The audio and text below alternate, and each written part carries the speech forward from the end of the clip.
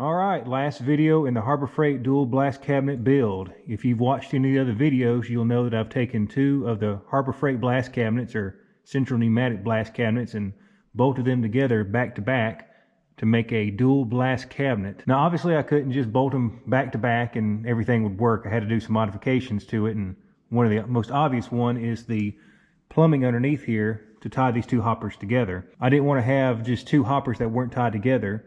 If you were using one side, it's going to be sending blast media all over the cabinet, and you could spend all your blast media over to the other side and run the other side empty. So I had to figure out a way to get around that, how to tie them together, and this is what I came up with. Now the way I have this set up right now is not originally how I wanted to do it.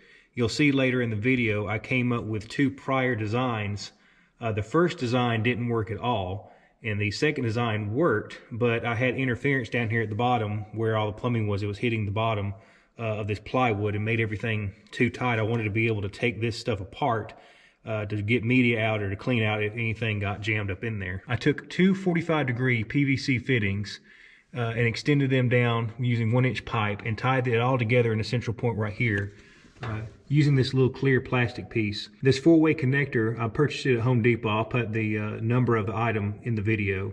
It's made for putting structures together like PVC tents. What it allowed me to do was get the metering valves away from this plywood so I'd have enough space to take this thing all apart if I needed to clean it out. I've seen a lot of questions online on whether or not you can build metering valves out of PVC.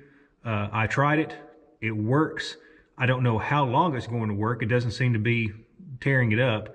Only time will tell. If it does tear it up, I mean, you're not talking about a whole lot of money to rebuild it. We have a single T-fitting, an adapter here for the ball valve. Then I have a 1-inch to, I believe it's 1/2 inch adapter here, then a barred fitting. So you're talking about 1, 2, 3, 4, 5 pieces of PVC at most. If I had to do anything over again with it, these ball valves that you use to meter the air into the line, I would go with a little bit smaller size. These are 1/2 inch, and I have them just about close to get the right amount of air. It really doesn't take much air at all to get this to work. I did find out too in the construction of this that you want your blast media to be fed straight down to your metering valve so that your metering valve is very close to the source.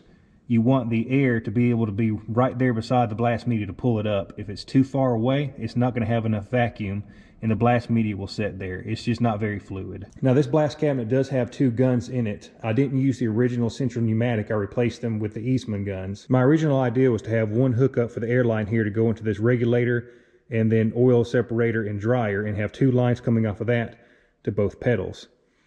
I don't think I'm going to do that though. After using the cabinet a few times, I think I'm going to take this regulator and air dryer assembly off and just put it on the wall. These air pedals down here have quick disconnect lines on them, and it doesn't really take much effort to just disconnect the line from one and plug it into the other one. And I'd rather have this on the wall so that I can plug it into other things. In just a moment, I'm going to show you the footage I got from installing the Eastman guns into the cabinet and the 3 different variants of the pipe work to tie the two hoppers together that I came up with. The first solution that I had didn't work at all.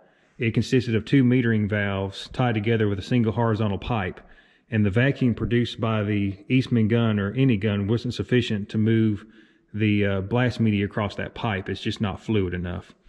The second design that I came up with was very similar to what we see here, except instead of the clear plastic piece at the bottom, it was that X fitting, and that worked, but the only problem was it didn't leave enough room for those metering valves at the bottom. Luckily for me, I found that clear plastic fitting that's used for construction of the PVC tent work. I hope you enjoyed today's video, and if you do, consider leaving me a like and subscribing to the channel for more content. If you like restorations and you like sandblasting videos, consider subscribing to the other channels, more better restorations and more better blasting as well. If you have any questions or comments, feel free to post them below. I'll be glad to answer as many questions as I can.